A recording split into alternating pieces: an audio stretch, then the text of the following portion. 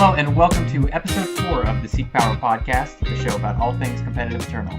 My name is Paradox, and joining me today is the one and only TonyGeeeee. Hello, how are you, dude? I'm doing great. How are you doing, Tony? Pretty good, pretty good. Good. We're about 3 weeks into the fall of Argenport, I believe. Argenport no longer standing, being taken over, and I've really been enjoying this metagame. Yeah, we've seen some very, very steep changes. From week to week, it's been very different, and now we're in a bit of a spells matter meta, which is very interesting. Yeah, we are, and there's a real question about whether we're actually going to stay in that, and we'll talk about that in a little bit. But we've got some pretty big changes, and overall things have been quite spicy for the last just pretty really just since the whole thing came out. I'd say week 1 was a little bit stale as people just didn't quite know how to adapt and were just trying lots of things that didn't work. But now we're starting to kind of hit the point where people are really cranking out interesting decks. Yeah, we've seen, and there's some very, the decks we've seen in week 1, we kind of still see them in week 3. Yeah. But there's like, those tiers, and as I previously said, we're like at tier 3 right now, where yes, the tier 1 would be time mid-range, and we still see a lot of that, but people are trying to counter that very hard, and now the counter to the counter has appeared. Yeah, and counters to counters and counters, and just more newcomers in general who aren't necessarily counters or non-counters, but just are their own things. In particular, we're starting to really see the rise of combo decks right now, and that's we'll get into that. But why don't we go ahead and start right now by giving a little recap of the Eternal Tournament series. We've had some other tournaments that have happened between now and then, but the ETS being the biggest tournament is at least the one where we can rely on the results as sort of indicating where things might be going right now. So let's go ahead and talk about that. There is a little bit of an elephant in the room, and that is that the top 8 had 7 decks with time in it. Not every deck necessarily featured time. I wouldn't say the winning deck featured time per se, but we have one faction that's just a little bit stronger than the rest right now in terms of representation. I guess we could put it that way. Yeah, sometimes it's being used as, a support faction, and most of the time it's used as its primary unit function, whereas, someone like you, Paradox, or Bruised by God, or, those Scumbray decks, or Monotime, those big decks have really, they're still making a splash, and yeah, they're still appearing in the top 8. What, it's like your 4th top 8 in a row, isn't it? It is my 4th top 8 in a row. I have to say it's been pretty great. I have gone 1st place, 2nd place, 3rd place, and now 5th place, which is also, despite being 4 great finishes in a row, that is a little alarming to me because that's also 1 place worse with each tournament. That's 1 more loss, and so at this rate, I'm only going downhill from here. I'm gonna be going 0-6 in tournaments in about 5 weeks probably. So hopefully I can reverse the trend if that keeps up. Yeah, well, I think in 6 weeks it's the Invitational, right? So if it goes the whole circle, you're gonna win the Invitational. So isn't that a good thing? I suppose that's pretty good if I make it there. But yeah, it's been really great. Really enjoying this time and hoping I can keep it up. Hoping I can keep it up. Let's go ahead and dive right in. Let's start just with a brief breakdown. We had 2 TJP Berserk decks. Oh no, just 2 TJP decks. One of them was not Berserk per se. Maybe it should have been, but it wasn't. We had 1 FJS, 2 Praxis mid-range decks, 1 Aggro Combray, 1 Monotime, and 1 Charge Rod. All in all, that gives us about one combo deck, I would say, in Charge Rod. One Berserk deck, one FJS sort of mid-rangey removal pile thing, and then just a kind of a lot of mid-range, with the exception of Combre, which is definitely more of an aggro mid-range, but still leaning on the mid-rangier side.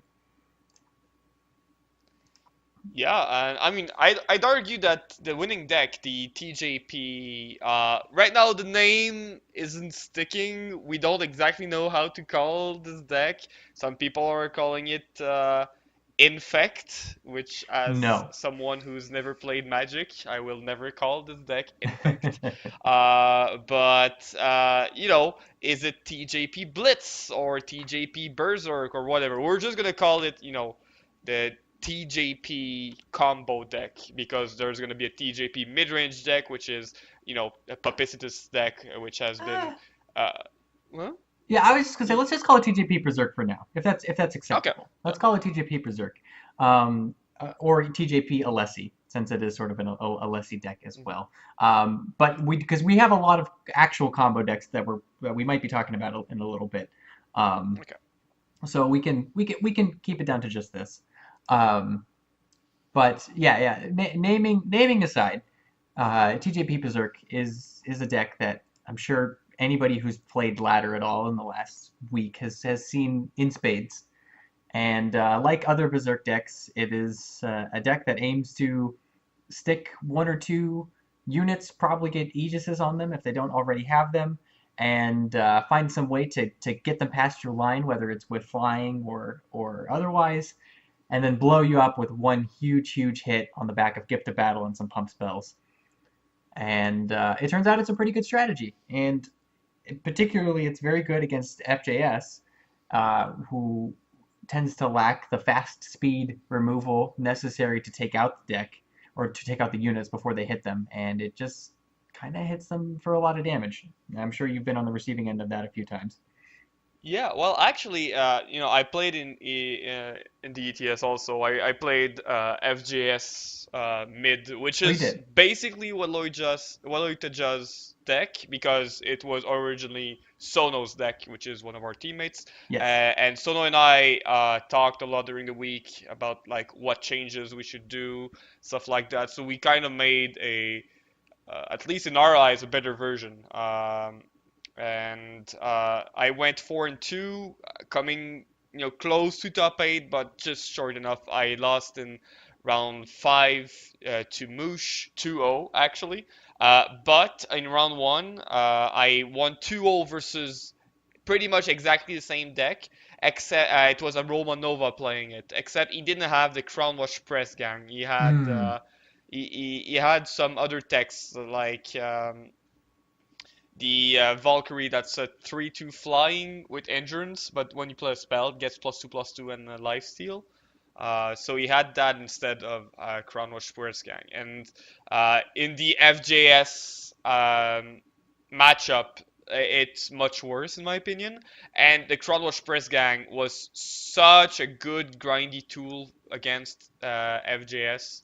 I lost 2-0 to Moosh, and the first game was close. The second game, he just blew me out the water. So yeah, FJS, it's a rough matchup for FJS against this TJP deck. There's probably some ways to, you know, make the matchup better, but for this tournament, Sono and I just weren't very prepared for that kind of strategy. Yeah, I have to say I really like the Crown Watch Press Gang tech to grab Alessi's. I think that's uh, really nice use of Crown Watch Press Gang, and I'm glad to see that card finally get some usage after it got dropped down to 4. Good competitive usage, that is. I mean, there was definitely a couple decks that tried to get usage out of it, and it was nice and it was cute. But Alessi is a real one drop worth grabbing as many copies of, and so having Crown Watch Press Gang to grab Alessi is really cool. Oh yeah, for sure. Yeah, And it's just it's a good body, right? It's a yeah. 4-3-3. It's not amazing, but it draws a 1/1, and then it redraws a 1/1, and it comes back. So It grabs more it's like a a 7/7 for one. And I yeah, think is more yeah. realistically what Alessi ends up being.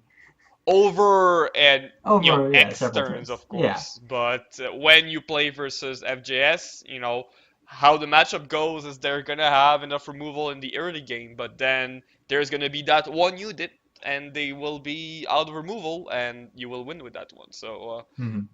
yeah, Press Gang is amazing in this matchup.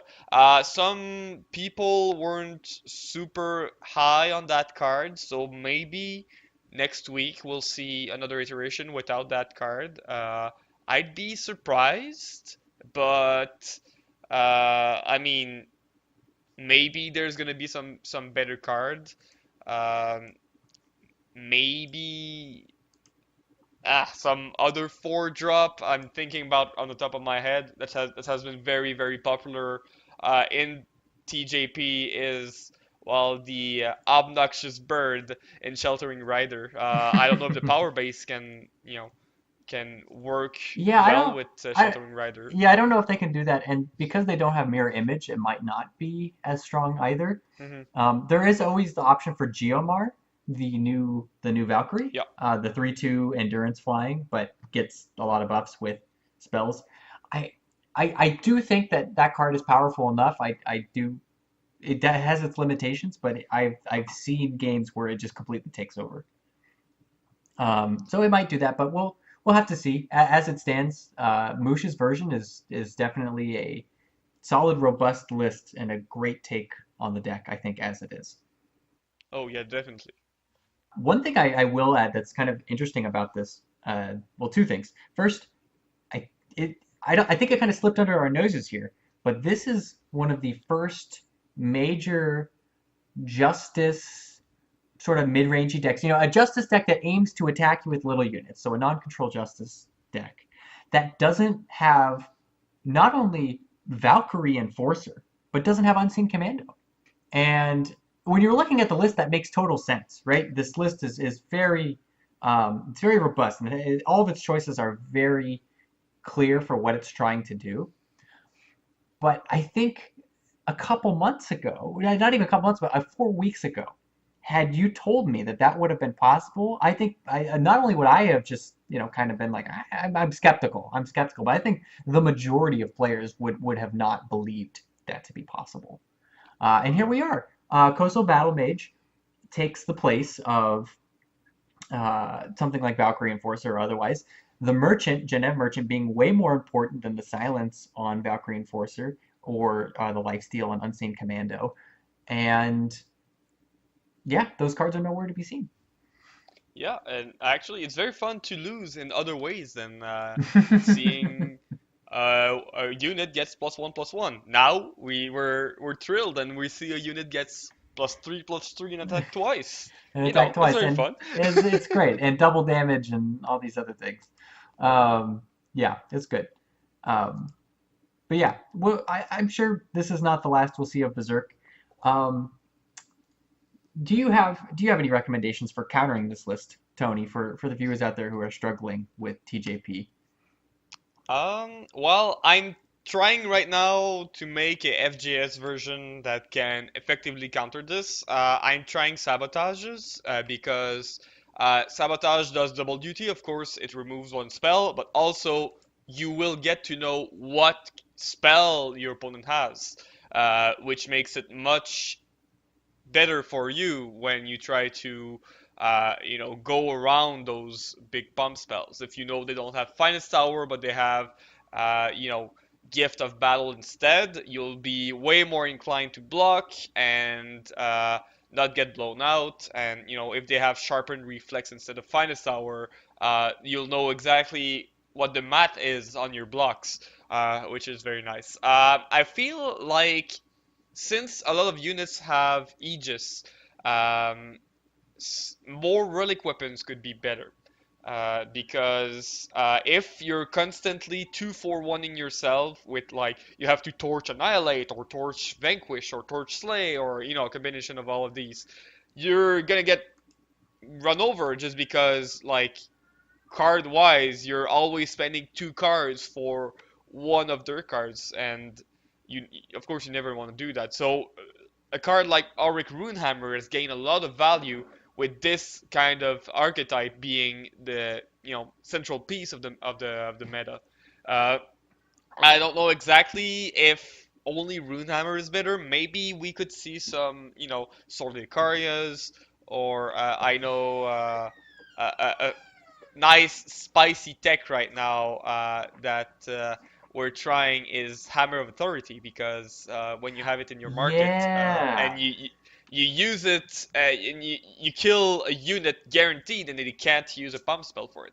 I don't know how good it is, but it's one of those ideas where uh, uh, relic weapon is better, and countering fast spells is also pretty hard as FJS. So this is another way to do it.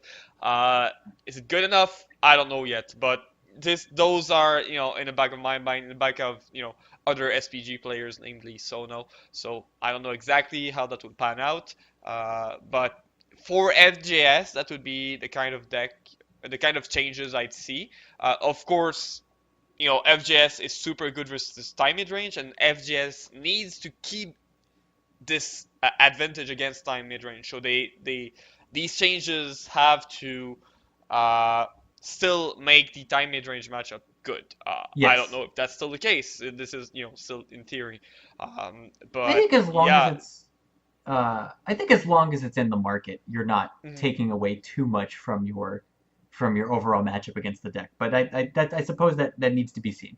Um, with sabotage, I will say that I think that in general is a card that's gonna really shoot up in value over the next Yeah. couple weeks, and I think it's very interesting looking at this top eight and realizing that Walotaya's, I'm guessing the type, or Walotaya, Walls, FJS removal is the only shadow deck in the entire top eight.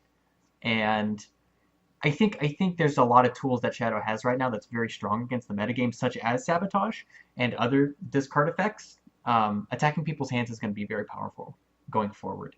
Uh, uh, Also, the Hammer of Authority, I think, is a fantastic tech against, at least in theory, against TJP Berserk. And if there's any time to use that card, it's now.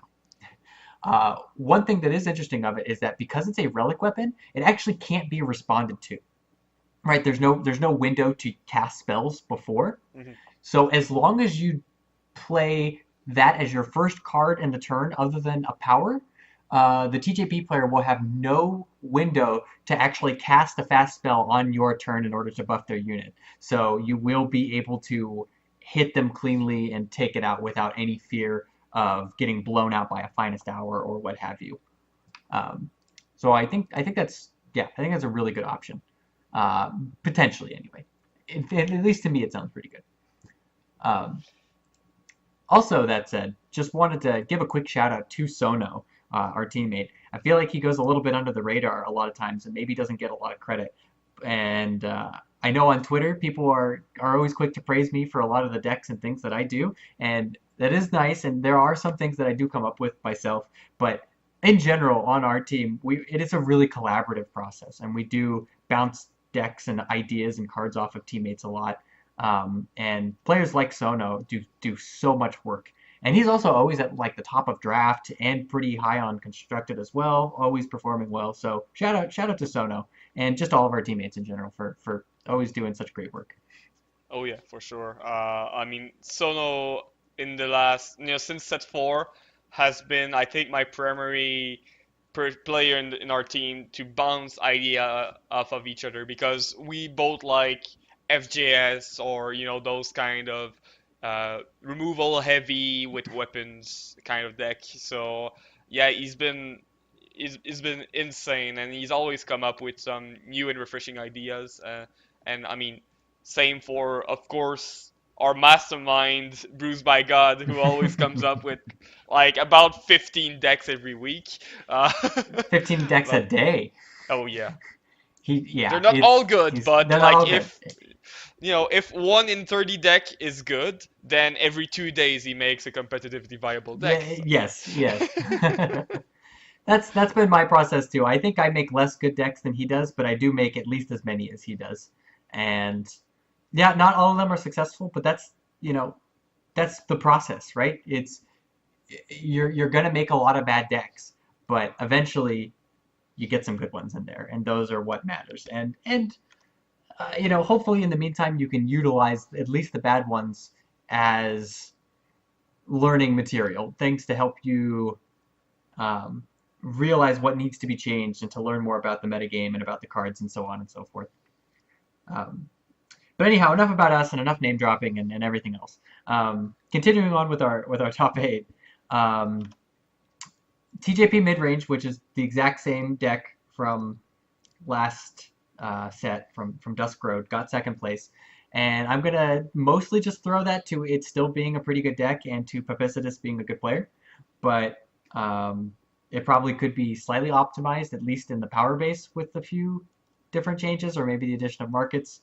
Um, and also just the fact that it did probably take advantage of the fact that most of us still are figuring out what exactly is good. But the shell of TJP mid-range, I definitely expect to continue to be strong as time goes on. Third place, like I said, the removal pile, piloted by Waloitaya, I'm guessing is how you pronounce it. Another Mono Time in third place, which I do think Praxis is a better version of Mono Time, but Mono Time is at the very least pretty good against Praxis, so it's got that going for it. Oh yeah, And yeah, it 3-0'd Bruised by God, which was a bit surprising to me. But I mean, sometimes when Praxis, lacks removal and is behind in those kind of like time mid-range matchups, there's not a whole lot they can do. And we've nope. like I was spectating Bruised by God when they played in top eight, and Bruised by God was just muzzled, like he couldn't do anything. Of course, sometimes he missed power drops, or his opponent had a very good curve, stuff like that. That will always happen. But he had close to no comeback potential in these kind of games, and yeah, that was a very very rough series. Also, if I can just add, because a lot of people were questioning Papicidus's decisions. For his deck, and he said publicly that actually he just hasn't played a whole lot since set four, and he just decided to play a deck he knew how to play Yeah, without any changes. So yes, he could have some set four cards like maybe the market. Although I agree with him, and that's his opinion is that he doesn't want markets. He feels like the deck is better without markets than with. And I know we disagree on that, but I feel like some decks are better off without a market. And I feel like this kind of deck is one of those prime examples. Maybe time will tell if I'm right or wrong, but I feel like this kind of deck just needs some, if it can just have some better crests and some better power, it was already a very very strong deck. And absolutely. yeah, but Papicidus chose this deck and just didn't update it. So we'll see. Like in TJP mid, it's still a very strong deck as you mentioned, but a new and better deck that's like TJP will rise soon enough, because I feel like after this finals, people will try to revisit TJP. The thing is, it was so popular for so long, and like the tail end of set three, that I feel like a lot of people were burnt out I think so. of TJP. So that's probably one of the main reasons we haven't seen it until now. Uh, but yeah, just hats off to Papicidus playing Yeah. a set three deck and still making it to the finals. Hats off to him. And in general, um, I I did see that he has received a bit of hate, and I think I think a lot of a lot of just there's a lot of hate in general directed towards players, whether they're winning with something or losing with something, or they are doing something that just frustrates people. Um, I really wish that would die down just a little bit, and I wish that we could start respecting players' decisions. Everybody has their reasons for something, and if you're upset with a result, it's your job to go out there and do better and show them why they're wrong, not to trash the player for it. I think that would be a much healthier way to uh, keep our game going forward. Yep, I completely agree. But, some of those loud voices don't play anymore. They're just here to shout. But oh well, That's that's okay. another topic for another day. Yes. Continuing on, rounding out our top eight, we did have Charge Rod, and Charge Rod is slightly updated now. I believe, yeah, this list did play three Answer the Calls, as well as some Rizons, which, oh yeah, and Bullet Shaper, all of which seem like fantastic additions to the deck. And, it's this deck it was hated on for a long time. Uh, but I think it's absolutely a real deck, especially with the addition of Answer the Call. I guess he appropriately named it Answer the Rod, which kind of combines Answer the Rod and Divine, or Answer the Call and Divining Rod.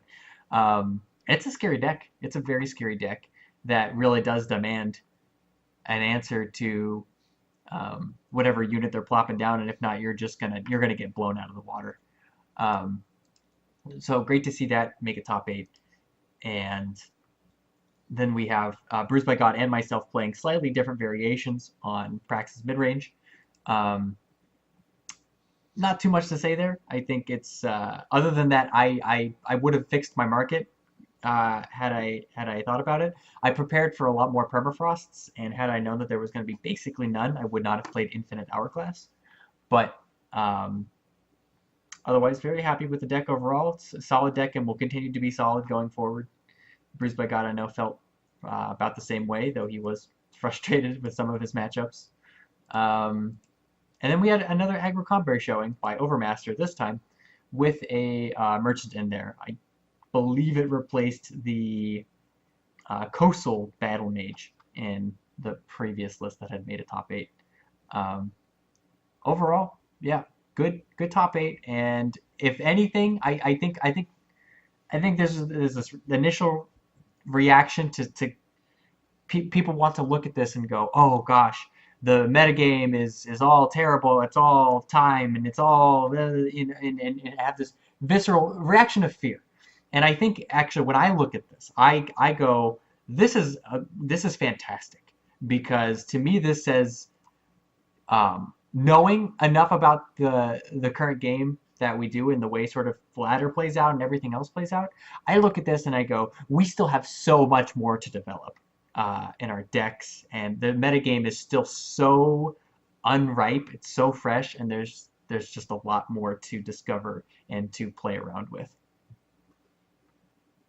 Yeah, and like during pretty much every set life cycle in the game, time has always been here for like the majority of the set, but as time goes on, I it's usually not a primary color in the big decks that come out at the end of a life cycle. So I'd be surprised if by the end of set four we'd see that many time mid-range decks.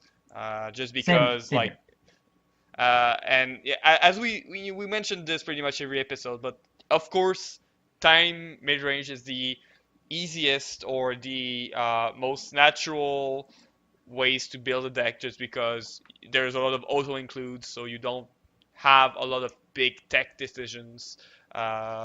So it's normal. Once again, it's only week three that we see that many time management. Of course, it's a very powerful archetype, and there's a lot to do within this archetype. But there's a lot of time counters, and they're not as evident. So it will take time. But those kind of TJP decks are very strong against time mage range, in my opinion. I think maybe you don't feel the same way, but they have so many good tempo plays that at the end of the day, I feel like they just go under, just go under, and they get to kill them. I guess So yeah, it's hard. I suppose it depends on the version, and it does come down a lot to how many copies of removal spells they're playing. But certainly, if I had the choice between playing against Berserk and playing against FJS, I would choose Berserk basically any day. And the reason for that is that they are very reliant on their removal.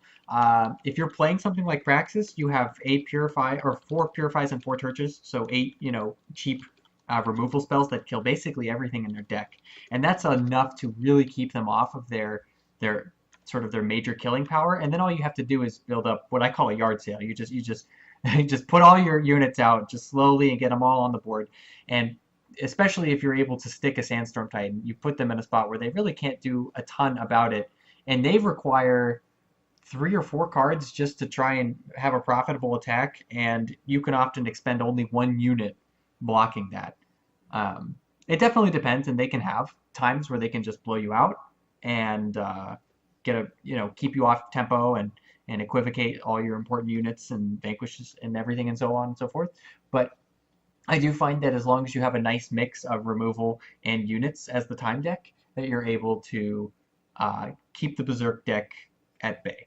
And that was also my experience both on ladder and in tournament. I think I went against 3 Berserk deck in tournaments and I beat all 3 of them. Um, but I could see how it could also develop in a way where it might be a little bit better against time decks. But that said, the more that you prepare for the time matchup, the worse your FJS matchup and other control matchups is going to get too. Yeah, that's fair. Yeah, it's I think it's going to be a healthy metagame, give and take that's going to go on and develop over time. One last note I will make for people thinking about which decks to sort of go on from here. Um, there's definitely a lot of options that you can take. I won't go too in depth into them here because a lot of it depends on what you're trying to counter and what you're trying to do. But I will say that we are discovering very quickly that there is so much combo potential in the game right now that didn't exist before, and a lot of combo decks are popping up all over the place. Whether it's sort of the Skycrag decks that either like the Molot and Nakova one that I made, or the isomorphic sort of Kenna based one that both of them kind of doing the same thing, a bunch of shenanigans with End of Hostilities. Um, there's the Scattershot combo, and I'm not sure how strong that is, but people do seem to keep making masters with it, so there's at least that.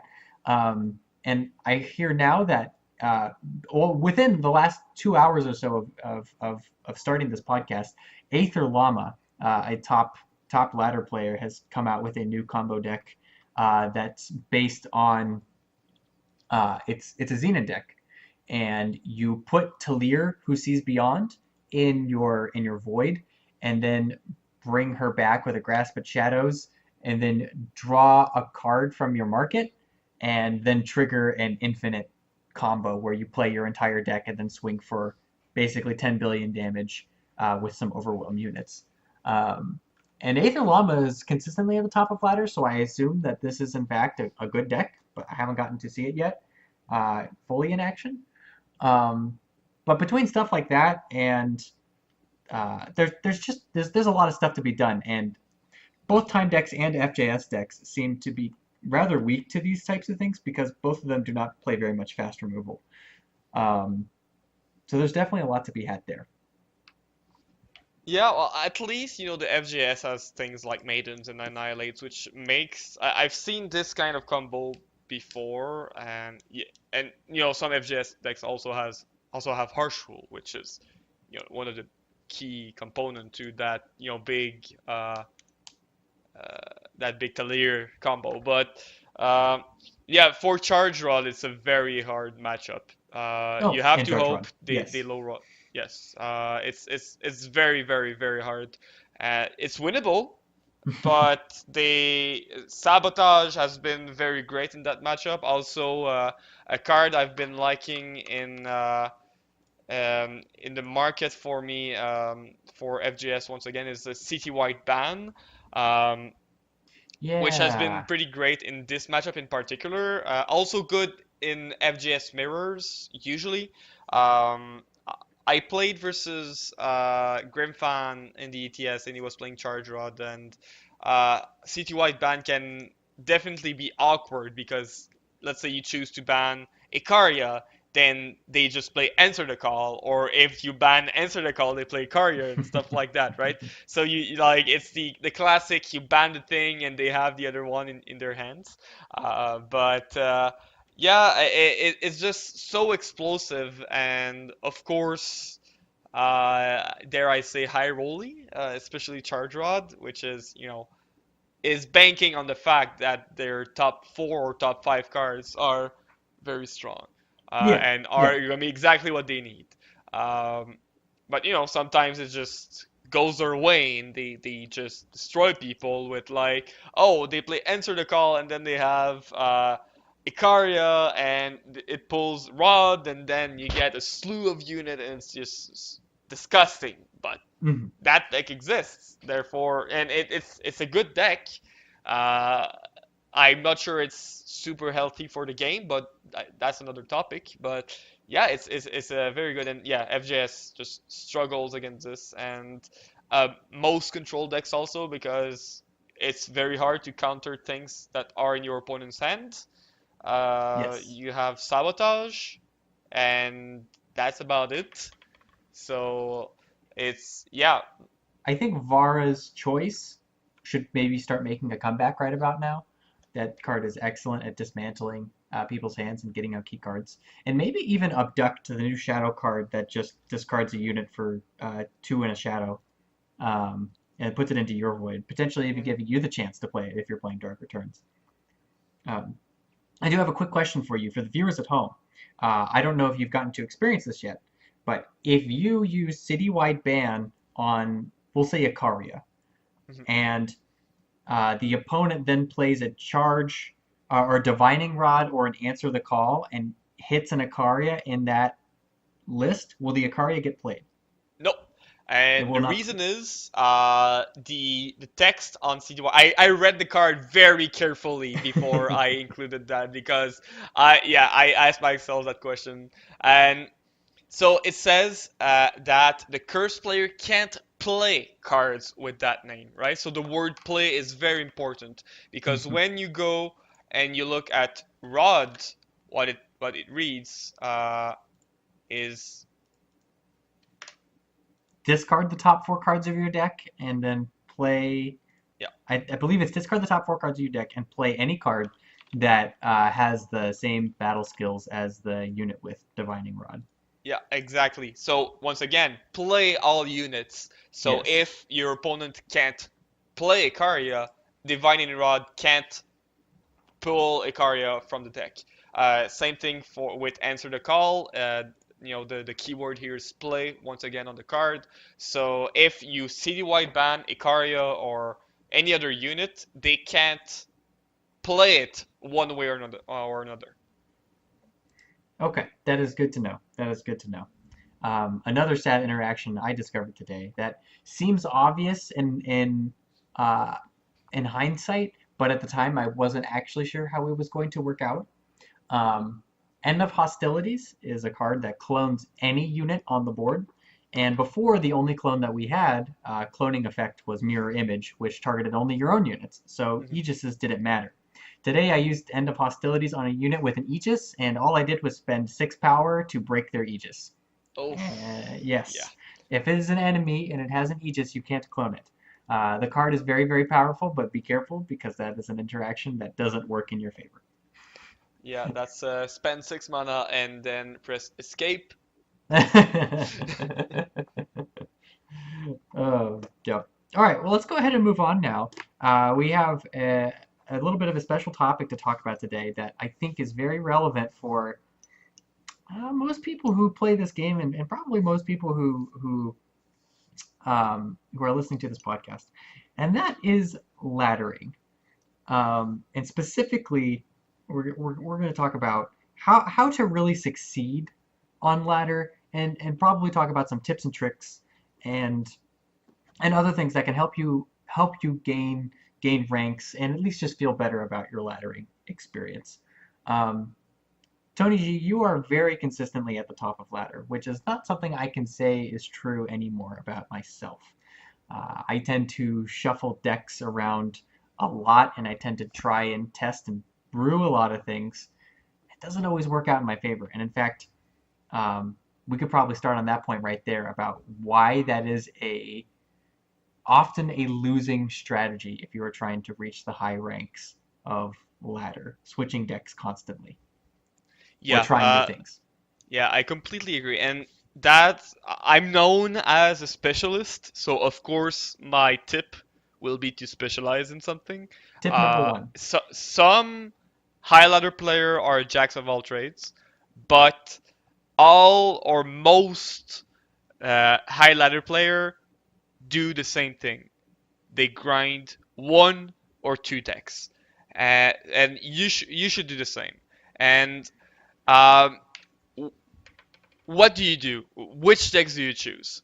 My first tip is play what you're comfortable with. Of course, if what you're comfortable with is tier 1, that's a plus.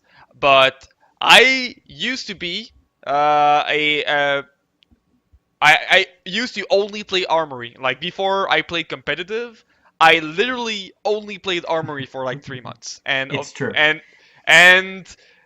when I started playing competitive, I literally only played Armory in tournaments for like 3 months. And then I tried to branch out and stuff like that, but I only played Armory. And sometimes Armory was a tier 3 deck, but I was still able to pull off wins versus tier 1 decks because I knew how the matchup went. And this is a key component in ladder. Of course, it's also very important in tournaments, but most people will play ladder. Is try to know as fast as you can how to maneuver a matchup. For example, a very, very simple example, in Armory, you have to rise for Runehammer because they used to, back in the day, most big Cumbrae units had 6 health. And when you rise for Runehammer, it has 6 damage, and they don't have any ways to destroy your weapon, so it will most likely go 2-4-1 every time. So this kind of interaction was crucial, and when you learn those kind of things, it's very, very important. Of course, those interactions differ from every 2 weeks, every month, because every deck will evolve. There's going to be some new strategies, but trying to know how to maneuver a matchup is very important. And when you only play one or two decks, it's much simpler to do that than if you're maneuvering 10 decks, right? Because if you play Charge Rod for the first time, you're not gonna know exactly what the optimal strategy is to beat Felon Control. Especially since Felon Control is a rare archetype on ladder, and Charge Rod is a bit more popular, but those are tier 2 decks or lower than tier 1 in general. So just making sure to know what you have to do to win the game. And of course, by playing few decks, that will increase your odds of knowing quickly what to do. So Yes. yeah, that's my first step is be a specialist because there's gonna be a time where you're gonna know the strategy and your opponent won't know it or won't know it as well as you, and that's a big edge, a Yeah, it is. huge edge. It's a huge edge. I do want to give, uh, I do want to emphasize how good this is, even if you don't want to keep it up in the long run, just for learning about the game. I cannot recommend enough taking just one deck and learning it inside out and playing it over and over and over and over again. Um, that is how I got good at the game in the first place, and it's really a good way to also learn other archetypes as well when you're willing to finally switch and try something else, for example. Just to give you an idea, so before Eternal, I I actually was, believe it or not, exclusively a control player. Almost all that I played was these in Magic the Gathering. I played all these blue-based control decks that just sit and draw a million cards and just try and grind the game out as long as possible and so on and so forth. And in this game, when I joined, there were no good control decks, and I thought, aggro's pretty cool. I should try and give aggro a try. And for the first several months, all I did was play Bird Queen, just kind of Stone Scar aggro, for those of you who haven't heard that name before. And um, I was able to get so good at that deck, and it really it taught me a lot about the game that I actually realized I I didn't know before. It gave me a lot of skills that I realized I was really missing in, namely combat. I actually just wasn't that good at combat in general. Um, and that's worked out really well for me. And when you play a deck inside out, what I noticed what happened with me is you're no longer thinking that much about what does my deck do and how do I best utilize my deck per se, and like how do I think about these cards, right? When you've played something so many times, you know everything that's in your deck. You know what you can draw.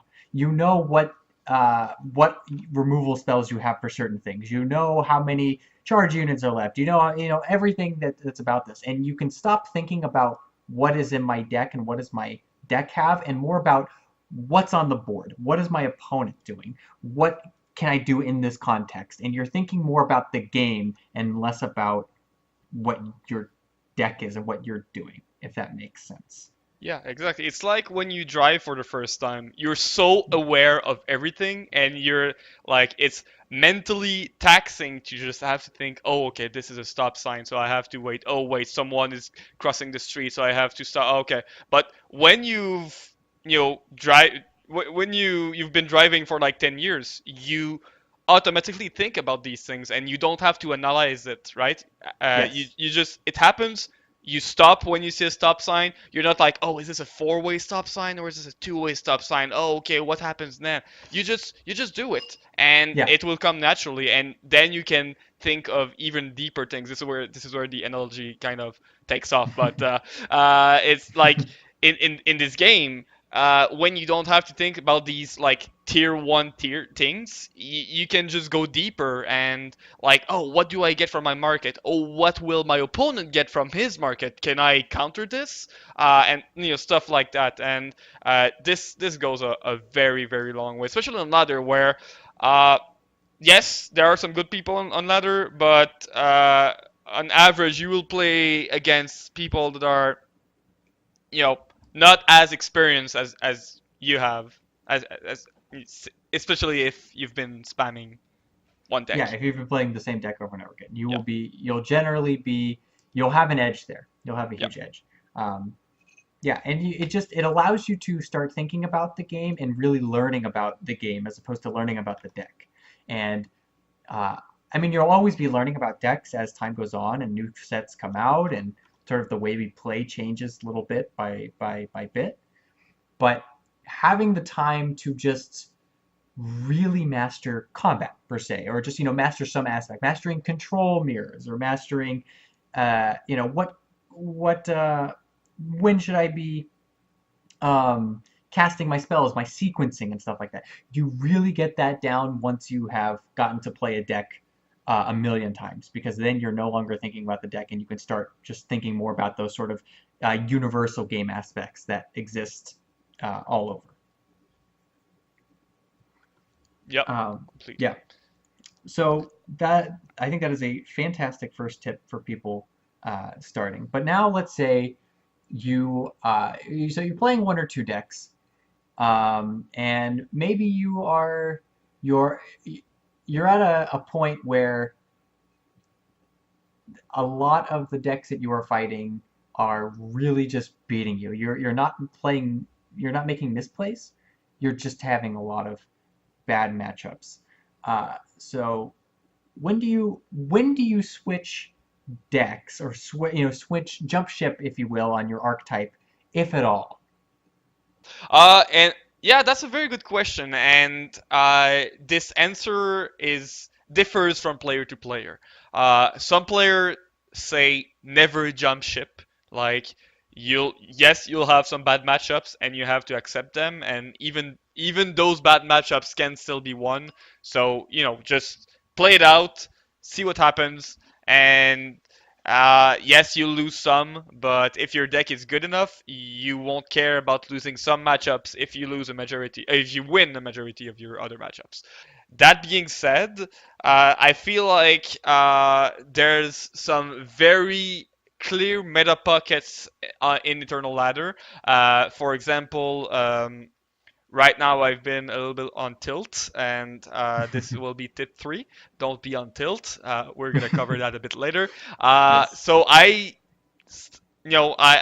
dropped from rank 10 or something to rank 55, which means that I'm facing a meta pocket I haven't faced in a little while.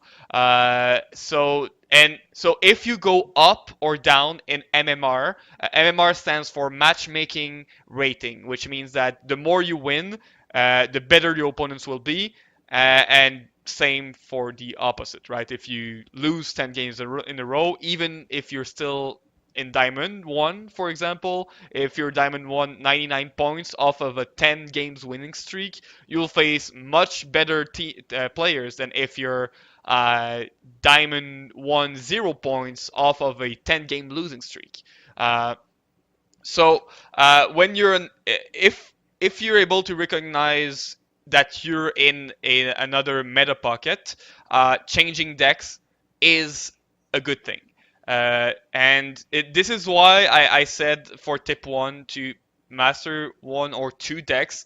If you're able to master two decks, this is where it comes in handy because usually your second deck is a different kind of range. So let's say your first deck is I don't know, FGS midrange. Then your second deck could be a very low to the ground aggro deck or something of this vein. So when you're against Felon Control for 10 games in a row, you can like try to beat them very very quickly. Things like that.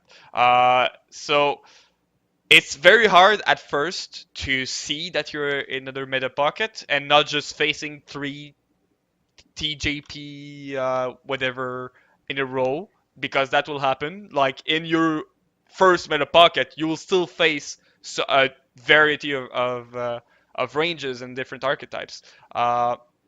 So it's very hard sometimes to know if you've effectively dropped or gone up in the meta pocket. And this is always like it's a feel thing. Like you will know it based on your experience. So yeah, when that happens, changing deck is, in my opinion, is a good solution. Um, but it differs from player to player. As long as you're not frustrated, keep playing the same deck. But if you're starting to see that you're facing much more of your counters, then change deck. But it's not a 2, 3, 4 games losing streak No, that this is should this is make like you, yeah. It's it's much two, more, 3, 4 days in a row, I yeah, think, yeah, yeah. is yeah.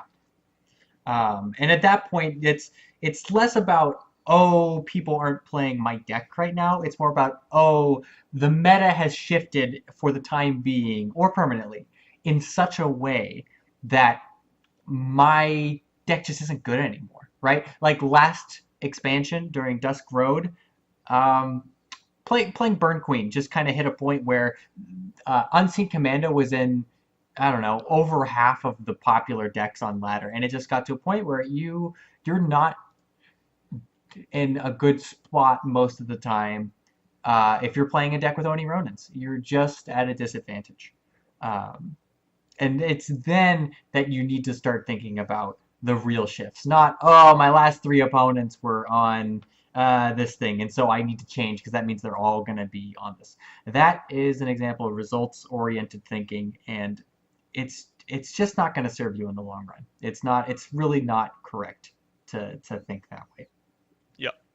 And this is kind of like point 2.5, but climbing the ladder is a long-term plan. If sometimes you'll have immediate results, right? Sometimes you'll just have a 15 games winning streak going up to masters.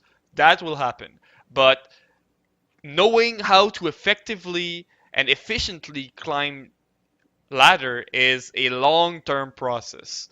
Very And long term. so you will have It, to recognize, long-term trends, and you will have to recognize over a long and big sample size what is your best strategy to beat this deck or that deck.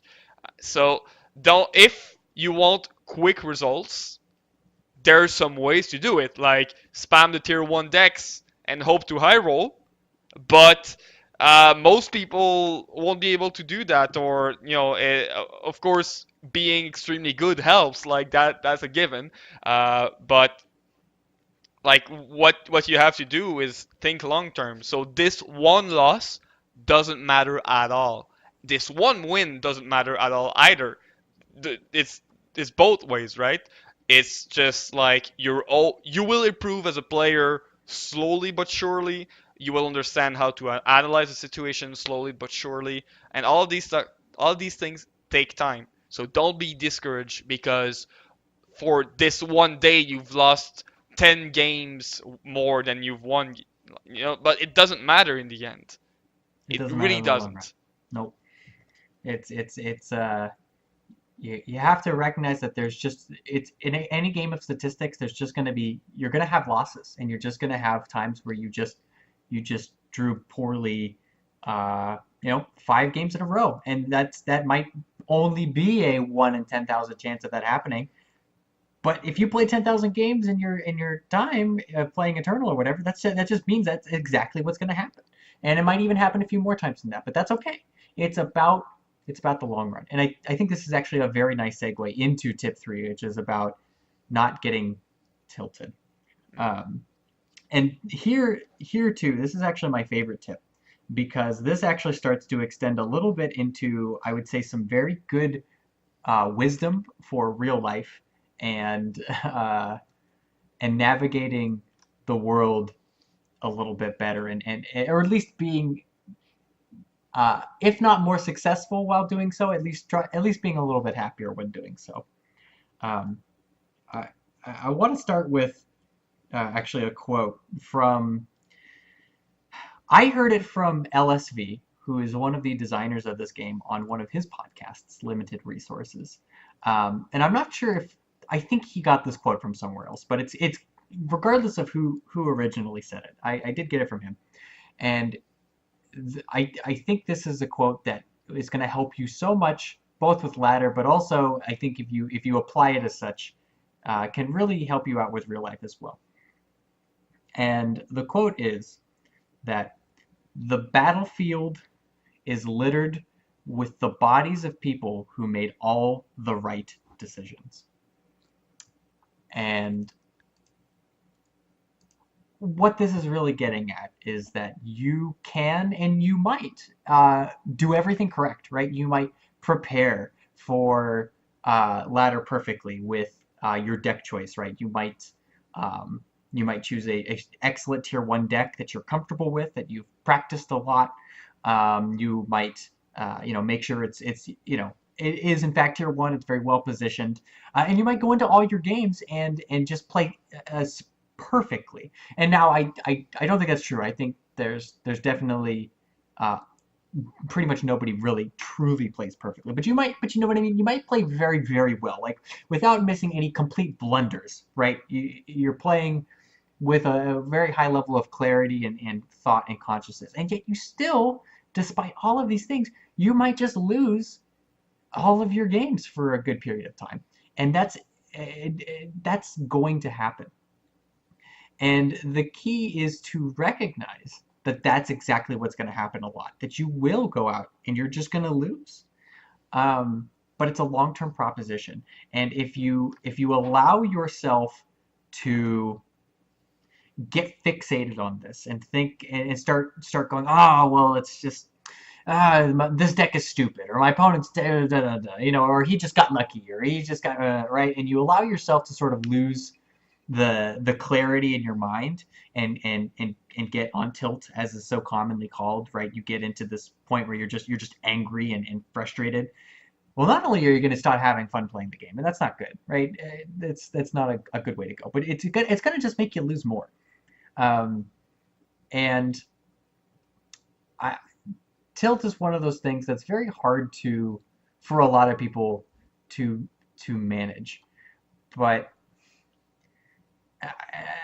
I think a lot of the reason that it does happen in the first place, it's kind of like if you've ever heard like a psychologist or read any sort of thing talk about the concept of rage in real life. Rage is any time. I'm hoping I'm not butchering this, but I've been told it's any time where um, you have a certain expectation of one thing happening and you're fixated on that expectation happening, hence the expectation part, and it doesn't happen. And you and you get, you know what I mean, you get upset about it, and you experience rage, or in this case tilt, which is really just a form of rage in that sense. And I think uh, you have to be aware again that this is just a game of statistics. And some days you're gonna high roll, and some days you're not. You are still gonna hit a couple of bad things in a row. And the answer is not to go to the forums and complain that the redraw rule is dumb, or to complain that the you know, markets are terrible, or to say that this game is uncompetitive. No, no, no, no, no, no, no, no, no. No. You're going to be inclined to do that, and half of you are going to go do that anyway, and half of you are hopefully not going to respond to this and about how wrong we are. But that's the nature of it. You have to. It's at any game of statistics. You're just going to lose, and you have to recognize that there's a good maybe 20-30% of the chance, 20 or 30% of the games that you just didn't have. You're just not going to have control over. And there's 20 to 30% of the games that you're going to actually just win, that your opponent had no chance of winning about. The real skill testing aspect of this game, and so many others like it, is that middle 50 or 60% of the games where both of you have draws that the game is up in the air about who's going to win. And these are just random numbers, right? I don't actually know what percentage they are, but it's a good percentage of the games, a very high percentage of the games, where the outcome of the game, the winner, is going to be determined by who plays better. And the best players in this game, regardless of the format, are the people who are winning as many of those games in the middle as possible. Who they don't win 100% of all the games that they play, because there's just 10, 20% or whatever percent that you're just destined to lose.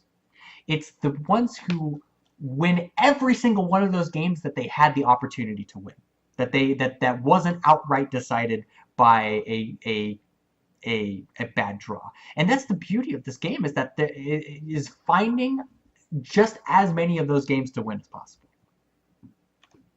Yeah, absolutely. And on the topic of being on tilt. Tilt, yes. Sorry, this is on tilt. Oh, yes. Yeah, yeah. Got a little bit off there. Yeah.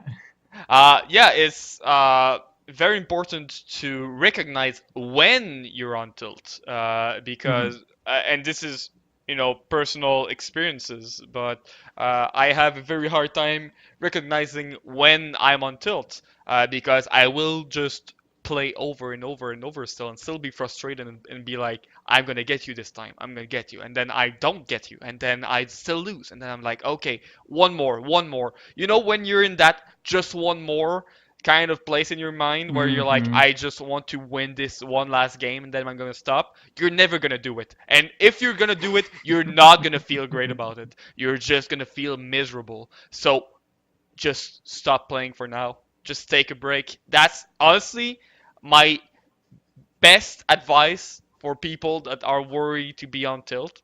Just take a break. Just take a break.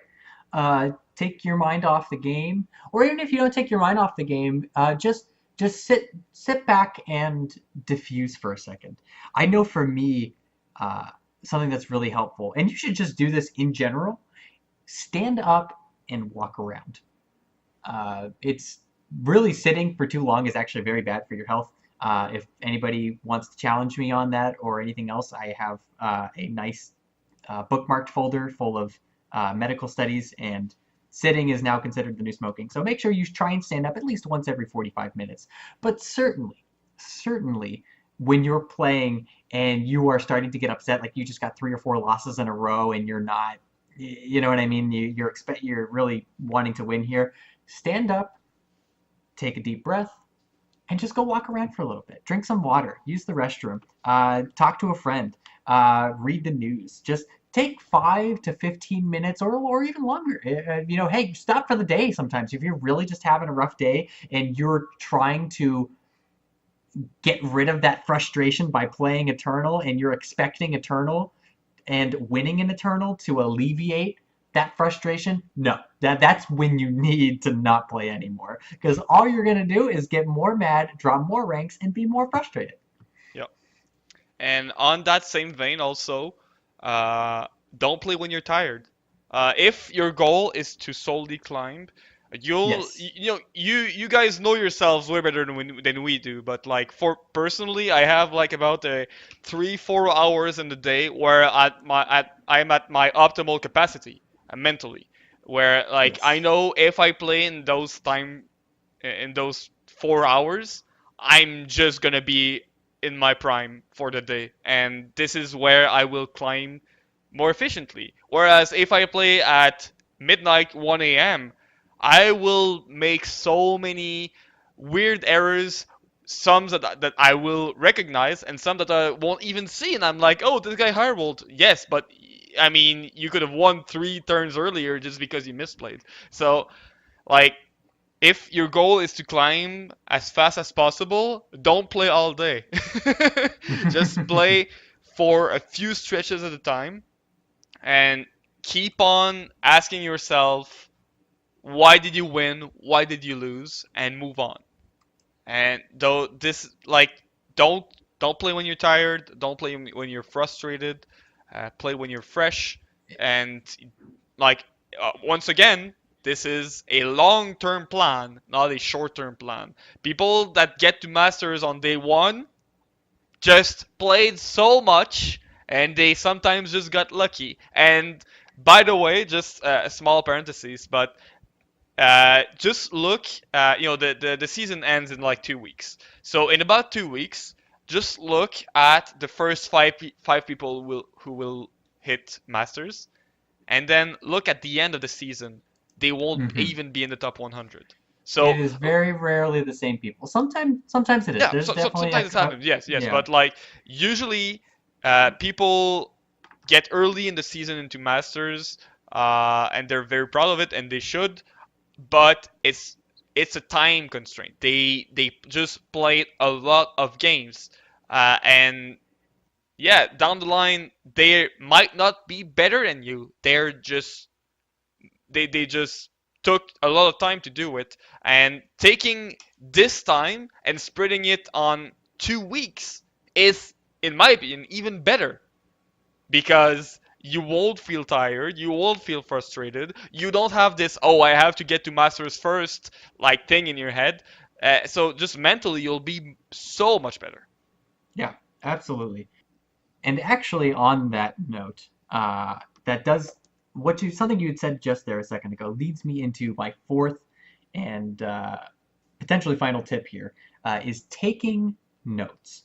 Now, if you've played for a long time and you're very experienced, and this might not be as necessary for you, but I recommend that everybody, regardless of experience level, try this at least once. Um, have a little notebook or a notepad by you while you play with a pen or pencil, and every time that you lose a game, you can have one or two columns here, but write down why you lost. Whether it's because you lost to a certain card, you might write that down, like, okay, I just can't handle this strategy or this thing or whatnot. But if it's a mistake that you made a mistake that ended up losing, write down that mistake. Write down that thing that you needed to work on, like, oh, I messed up my sequencing. I should have played the torch first, or oh, um, I put the wrong card into my market, or I grabbed the wrong card out of the market, or I put the wrong card at the bottom with my strategist or whatnot. Write those down, and at the end of every day or in the middle of every session or whatnot, just glance at them for a few seconds. This was something that I utilized for a long time to really make sure I was improving instead of just going, oh yeah, I'm gonna, I'll improve on that, I'll get better. And it's true, we all have things to work on. There's always little things to to get better at. And I really highly recommend the note card. I always try and keep one right by me so that if I make a really major mistake that I know is just something that's like, yeah, I'm falling on this. This is something that I'm not, that I've been getting worse at, or that I'm not focusing on enough. Definitely do that, because your technical play is always something that you can improve on, right? Your technical play being in Eternal is just the actual plays that you make, not the deck decisions, but the plays that you make in the game, right? That's your equivalent of like your dribbling in basketball or taking shots, right? You can think about the long-term strategies and always come in with better things there, but just making sure that you actually play at your very best, that's always something you'll be able to improve on. And I highly recommend keeping a list of things to improve. Yeah, I don't know. absolutely. And also a little side note on that is when you're not experienced enough or when you're lacking experience, sometimes you won't know what you did wrong. And that will happen a lot, and that's why Yeah, you see on Reddit a lot of people that are like, "Oh, I'm bronze 2 and I can't get out of bronze because everybody's eye rolling me," right? Those kind of thread appear all the time, and the reason they feel like they're being cheated out of the game is because they don't know what they did wrong. And of course, this comes down with experience, yes, and that will not always be the case. But if you feel like you're hitting a brick wall, and you feel like you can't go, like you can't climb to diamond or masters or whatever your goal is efficiently, and you feel like you lose more than you win, then I'm sorry, but it's on you. The only uh, the only common denominator between all of your games is you.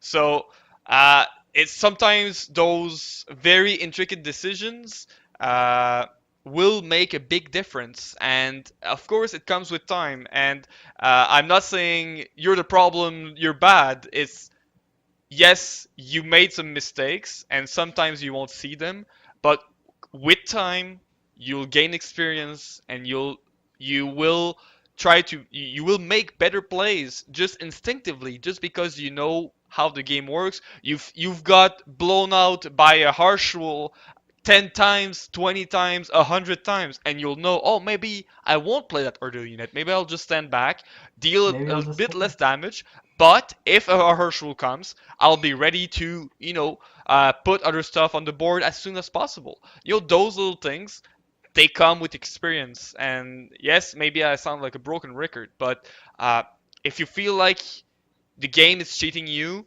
then it's on you. And just take the time to try to understand why you lost. Yes, sometimes it will be power screw. Yes, sometimes your opponent will top deck something. But and you will remember those games way more than the ones you've barely won or barely lost because of a very, very intricate decisions you didn't do. Because you remember those big wins and those big losses way more than like those very tight knit games. So just make sure that you take a step back, and once again think to yourself, this is a long-term process. it Rome is. hasn't been built in a day, and you won't get masters in a day, except for like 5 people, and that's it. On day one, you Yep. have everything to do. Yeah, and that's it. And if you are one of those people who, if you genuinely don't understand why you're losing, and you're frustrated about just constantly losing, and you can't make it out of, say, bronze or silver or gold or diamond, or what have you, or you can't make it up to the higher echelons of master, if you ask respectfully on Discord or on Reddit or just some place of conversation, if you say, hey, um, I'm here, I keep losing to blank, or I'm just losing in general, I don't know why. Can someone please help me? And you do your best to really, give all the information that you can about your situation. People will come to your aid. We have a lot of regulars on both platforms who really do a great job of trying to reach out to players and offer them help. I know I myself, when I catch somebody in Discord who seems to be having difficulty with something, I'll always do my best to come out and help, time permitting, to help, because that's we the truth is we enjoy doing that. What a lot of players don't enjoy is uh, talking to people who keep saying, "Oh, this game is terrible. Oh, this game is blank blank." Oh, blah, blah, blah. It's frustrating, and it's a broken record, and it's just you. Like, if this game were so random, there would be no reason why any player could ever consistently make the top of any ladder, whether that's draft or this one, especially draft, which is a format entirely based on inconsistency, right? That you don't even know what you're playing until you click the button to start. And yet, with both of these ladders, and with tournaments, and with everything else in this game, there are a few players who are always on the top time and time and time and time again. So ask for help. Be open about it. We all have to do it. I have to ask my teammates for help sometimes. I say, hey, look, what am I doing wrong here? I think I'm doing this, but I'm why. It's not. You're not an idiot. You're not a bad person. You're just like we all need help, and we all both here and in the workplace and other places, all of us need second opinions, and that's there's no shame in asking for advice. The only thing that happens is that, if anything, you just get better, and that's something I always want to do. Yeah, and yeah, I think that's one of the best ways to improve is to be like your desire to be open and with yourself, but also with others. This is so huge. Of course, this is like for life as well. Like be open to yourself Yes. and others. But Most of this can be applied to real life, I yeah, think. Yeah, which is kind of the beauty of it all. Mastering ladder is in itself, if you really understand the types of skills that you had to utilize in order to be good at ladder, apply very well to real life, and will probably help you in your real life endeavors as well. That's so been my experience. so you're telling me that if I hit rank 1, I'm rank 1 in life as well? I thought that was obvious. Yay! uh, no, but you could potentially be rank 1 in life, at least in your own terms. I've never actually been rank 1 in this game. That's my thing I have to admit right now. I've been rank 2 many, many, many, many times. And every time I get to rank 2, I go, that's good enough. I don't want to put in the extra 20 games that I know this person is ahead of me on and wins, and then I just never do it. But I want to do it one of these months. I want to finally hit rank 1 just to say that I've done it. Yeah. I'm really not much of a ladder grinder. I like to experiment too much, and that's why I usually am never too high on ladder these days. But I'll probably change that sometime soon. I'm getting a little frustrated. I like to be high ranks. And with that, I think we're going to be closing off today's episode. Thank you once again for tuning in to the Seek Power podcast. Be sure to check us out on seekpowergaming.com.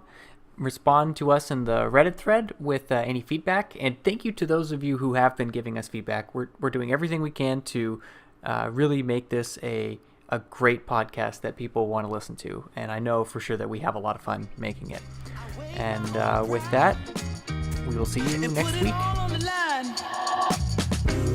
There I go, volunteering punishment, self